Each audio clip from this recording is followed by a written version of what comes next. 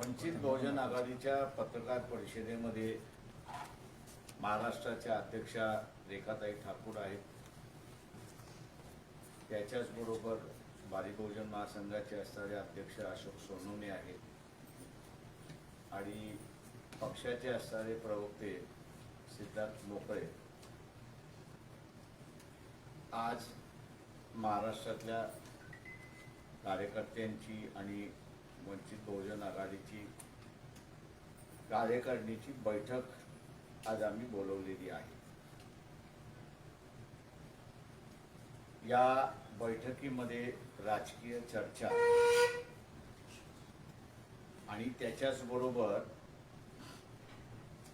निवडणुकीतले मुद्दे काय काय होणार या संदर्भातला आहे। ज्या घडामोडी होतात आहेत त्याच्यामधला एक महत्त्वाचा असं दिसतंय की इंडियाची बैठक होईल की न होईल याच्या संदर्भातली माहिती यायला लागलेली आहे। 3 राज्यांमध्ये बीजेपी निवडून आलेली आहे।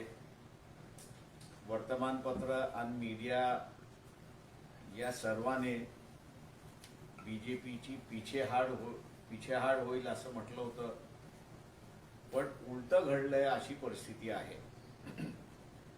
अशा वेळेस सर्वांनी एकत्र येऊन देशाचं संविधान आणि जी एक हुकुमशाही या देशामध्ये येते त्याला थांबवण्याची गरज आहे असं मी त्या ठिकाणी मानतोय। प्राधान्य कशाला द्यायचं हा एक महत्त्वाचा भाग असा आम्ही त्या ठिकाणी मानतोय। इथे लोकशाही वाचली तर राजकीय पक्ष वाचतात, राजकीय पक्ष वाचले तर मग सत्तेची आपण असणाऱ्या चर्चा त्या ठिकाणी करू शकतो। पण लोकशाहीच वाचली नाही तर राजकीय पक्ष वाचत नाही आणि राजकीय पक्ष वाचले नाही तर सत्ताच त्या ठिकाणी अस्तित्वात राहत नाही अशी परिस्थिती आहे। आणि म्हणून येणाऱ्या लोकसभेमध्ये आम्ही सर्व राजकीय पक्षांना असणारं आवाहन करतो आहोत की लोकशाही टिकवणं आणि त्याच्याच बरोबर की पार्लमेंटरी लोकशाही टिकवणं हे महत्त्वाचं आहे। या पार्लमेंटरी लोकशाहीमुळे वेगवेगळ्या समाजातल्या लोकांना उमेदवार म्हणून उभं राहता येतं आणि थेट पंतप्रधानापर्यंत जाता येतं अशी परिस्थिती आहे। उद्या कदाचित आम्ही संविधान बदलत नाही, पण अमेरिकेसारखी अध्यक्षीय पद्धत ही आणतो असं जर म्हणाल तर मग इथला माळी असेल, धनगर असेल, वंजारी असेल, बौद्ध असेल किंवा 17-18 पकड समाजातला माणूस असेल याला पंतप्रधान होता येणार नाही। मराठा समाजाला सुद्धा पंतप्रधान होता येणार नाही। याचं कारण की प्रत्येक समूह याचं क्षेत्र ठरलेलं आहे आणि त्या क्षेत्राच्या बाहेर त्या समूहातला माणूस आपल्याला दिसत नाही। याला अपवाद आपल्याला असणारं एकच त्या ठिकाणी दिसतंय आणि तो म्हणजे जो RSSचा वर्ग आहे हाच आपल्याला देशभरामध्ये पसरलेला दिसतो। समाजामधली उतरंडीची व्यवस्था बदलत चालली आहे याच्याबद्दल दुमत नाही, ती पूर्णपणे बदलली आहे अशी परिस्थिती नाही। आजही मतदान करत असताना माझा हात खालच्याला मतदान देताना थरथरतो, पण समाजामधल्या वरच्या वर्गाला मतदान देताना माझा हात थरथरत नाही अशी असणारी परिस्थिती आहे। त्याच्यामुळे उद्याची असणारी ही अध्यक्षीय पद्धत आली तर या ठिकाणी एकाच समाजाचा पंतप्रधान होऊ शकतो, राष्ट्रपती होऊ शकतो, दुसरं कोणीच होऊ शकत नाही.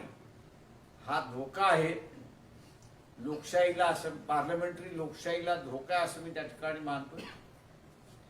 प्रादेशिक पक्ष आज असताना मुख्यमंत्री होऊ शकतात, याचं कारण की पार्लमेंटरी डेमोक्रेसी आहे म्हणून. उद्या केंद्र शासनामधली अध्यक्षीय पद्धत ही पुन्हा असताना राज्यांमध्ये अध्यक्षीय पद्धत त्या ठिकाणी आणली तर आत्ताचे जे राजकीय पक्ष, प्रादेशिक पक्ष अस्तित्वामध्ये आहेत त्यांच्या अस्तित्वाला धोका निर्माण होणार आहे. आणि म्हणून इथल्या सगळ्या प्रादेशिक पक्षांना वंचित बहुजन आघाडीच्या वतीने आम्ही हाक घालतोय की 2024 मध्ये लोकशाही आणि ती पण पार्लमेंटरी लोकशाही टिकवण्यासाठी एकमेकांमधला संबंध ठेवले पाहिजेत, एकत्र येऊन त्या ठिकाणी लढलं पाहिजे. राष्ट्रीय पक्ष जे आहेत त्यांच्यापैकी कोणीतरी पुढाकार घेऊन प्रादेशिक पक्षांना एकत्र बांधण्याचा घाट घातला पाहिजे, ती जबाबदारी उचलली पाहिजे.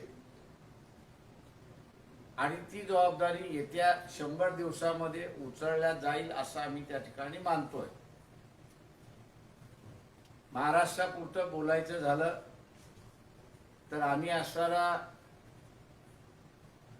अगोदरपासूनच समझोत्याचं राजकारण होऊन झालं पाहिजे अशा भूमिकेमध्ये आहोत.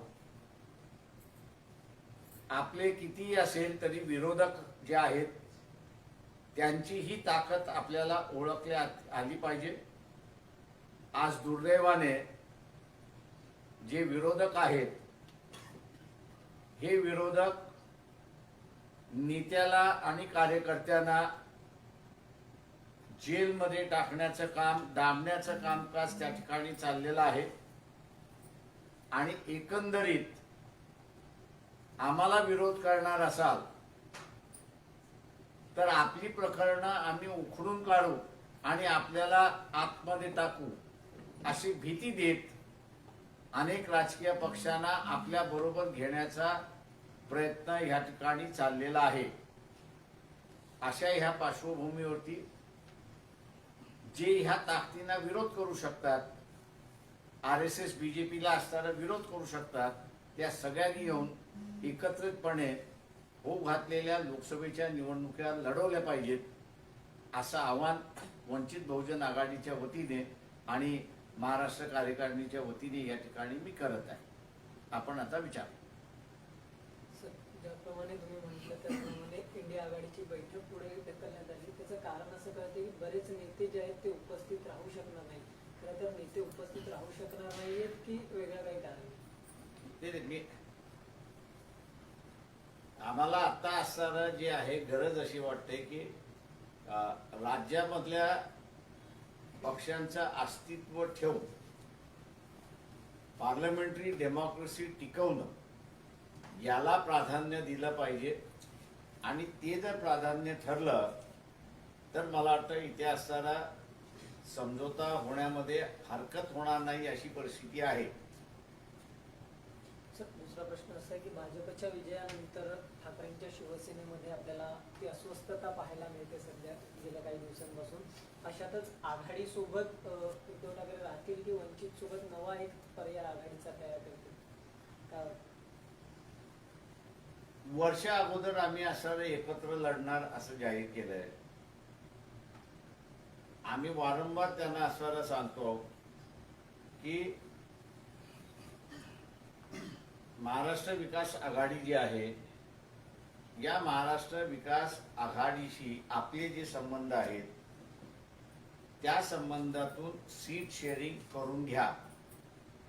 त्यांची सीट शेअरिंग झाल्याशिवाय ते आमच्याशी सीट शेअरिंग त्या ठिकाणी करू शकत नाही. हा एक मार्ग आहे. दुसरा मार्ग आम्ही त्यांना असताना हाही सांगितलेला आहे आणि तो म्हणजे की तिथे समझोता व्हायला वेळ लागत असेल तर मग आपण दोघं इथे असताना एकत्र करून सीट शेअरिंगचा फॉर्म्युला त्या ठिकाणी तयार करायचा. राष्ट्रवादी येत असेल तर राष्ट्रवादीला घेऊ, काँग्रेस येत असेल तर काँग्रेसला घेऊ, ही असणारी परिस्थिती आहे. त्याच्यामुळे असणारा पूर्णपणे हा जो बॉल आहे आता हा शिवसेनेच्या कोर्टामध्ये आहे. आता त्यांनी जर निर्णय घेतला नाही तर मी मागेही म्हणालो होतो की आम्ही 48च्या 48 जागेची तयारी त्या ठिकाणी करतो आहोत. आमचा प्रयत्न जसं मी म्हणालो की समझोत्यातूनच इलेक्शन लढल्या पाहिजेत त्या भूमिकेशी आम्ही आहोत. पण ते झालं नाही तर मग 48च्या 48 जागा आम्ही लढवू.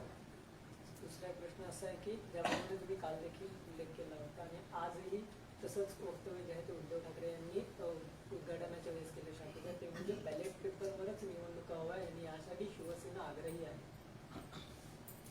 मी एक पिटिशन जे आहे ते मुंबई हायकोर्टामध्ये चालवतोय. उद्या ते हिअरिंगला आहे. सर एक मिनिट संपू का ते राजा? ते पिटिशन असल्यामुळे मी ईव्हीएमच्या संदर्भातलं बोलत नाही. ते पिटिशन जर डिसमिस झालं तर मग बॅलेट पेपरवरती काय यावं याच्या संदर्भातलं मग मी बोलणार आहे. ती हिंमत काँग्रेस पक्ष कधीच दाखवणार नाही.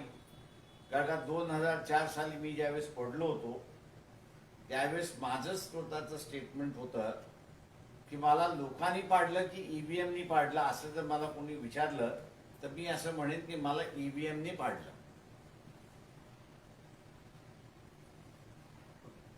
सर 3 राज्याचा निकाल लागल्यानंतर आता काँग्रेस इथं 6 तारखेला काँग्रेसचे अध्यक्ष मल्लिकार्जुन बैठक घेणार आहे. त्यावर आपली काय प्रतिक्रिया? फक्त त्यांचा पक्ष आहे. मी काय त्याच्यावरती मी काय काँग्रेसचा सदस्य नाहीये.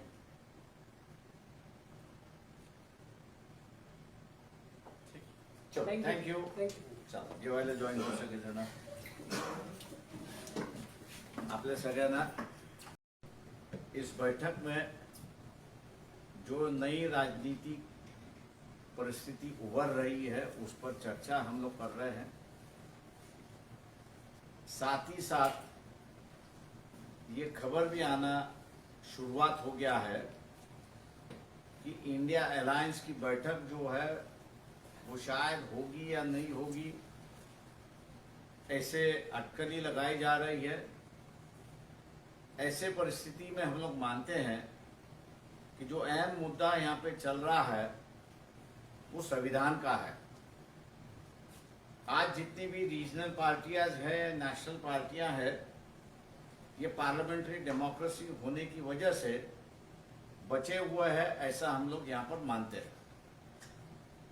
जो संविधान बदलने की बात कर रहे हैं उनका एक तो लिमिटेड डेमोक्रेसी लाने की बात चल रही है या उनको अमेरिका जैसी प्रेसिडेंशियल डेमोक्रेसी यहां पर लानी है. सामाजिक परिस्थितियां बदल रही है, इस पर दो राह नहीं है, लेकिन इतनी बदली नहीं है कि जिसको हम लोग कह सकते हैं कि हम लोग सेफ जोन में आ चुके हैं. आज भी मैं वोटिंग को जब जाता हूं तो मेरे निचले समाज जो है उससे वोट देने से मैं कतराता हूं, लेकिन सामाजिक दृष्टिकोण से जो मुझे ऊपर है मैं कभी उनको वोट देने से कतराता नहीं हूं. ये जो मानसिकता हम लोग की बनी है, इस मानसिकता का ही फायदा या आरएसएस बीजेपी उठाना चाह रही है और संविधान बदलने की बात कह रही है. दोनों लिमिटेड डेमोक्रेसी ले आए, चाइना की तरह पार्टी डेमोक्रेसी जिसको कहते हैं, या प्रेसिडेंशियल डेमोक्रेसी ले आए. तो भारतीय व्यवस्था में जितने समाज है उनका दायरा तय हो चुका है, उस दायरे के बाहर नहीं. अब जैसे महाराष्ट्र में सबसे बड़ी कौम जो है मराठा, ये सबसे बड़ी कौम है, लेकिन महाराष्ट्र के बाहर अगर हम लोग गए तो मराठा कौम जो है वो दिखाई नहीं देती या कम दिखाई देती। ऐसे में अगर ये लिमिटेड डेमोक्रेसी आती है या प्रेसिडेंशियल डेमोक्रेसी आती है तो इसका बेनिफिट जो है आरएसएस के जो सदस्य है उनको ही फायदा होगा, क्योंकि उनमें से ही प्रेसिडेंट बन सकता है, क्योंकि देश भर वो मिलते हैं, ऐसी एक परिस्थिति है। इस परिस्थिति को देखते हुए रीजनल पार्टी जो है, इन रीजनल पार्टियों से हम लोग अपील करते हैं कि हम लोग मुख्यमंत्री बन सकते हैं, सत्ता में आ सकते हैं। उसकी वजह यह है कि पार्लियामेंट्री डेमोक्रेसी बची है, इसलिए हम लोग आ सकते हैं। कल अगर यहाँ पर लिमिटेड डेमोक्रेसी या प्रेसिडेंशियल डेमोक्रेसी आई, जो केंद्र में होगा वो राज्य में होगा, और उसी की वजह से जो आज हम लोग का सत्ता में भागीदारी की बात करते हैं, हिस्सेदारी की बात करते हैं, वो भागीदारी और हिस्सेदारी खत्म होगी, क्योंकि हमने एक नई व्यवस्था स्वीकार कर ली है कि जो वर्चस्व मानती है, ऐसी एक परिस्थिति है। ऐसे परिस्थितियों में हम लोग सब रीजनल पार्टियों को अपील करते हैं कि इस इलेक्शन में पार्लियामेंट्री डेमोक्रेसी बचाना एक अहम मुद्दा होना चाहिए, और उसके लिए किसी न किसी नेशनल पॉलिटिकल पार्टी ने प्रयास करना चाहिए कि वो सभी को इकट्ठा कर कर ये जो देश के ऊपर, ऐसा मैं मानता हूँ, आम जनता के ऊपर जो संकट मंडरा रहा है, उसको लोकसभा के इलेक्शन से जवाब दे, और जो संविधान है, पार्लियामेंट्री डेमोक्रेसी है, यही चलती रहेगी। इसको बरकरार रखने के लिए मेरे ख्याल से सबने सोचना चाहिए, और वो अपील हम लोग सबसे कर रहे हैं।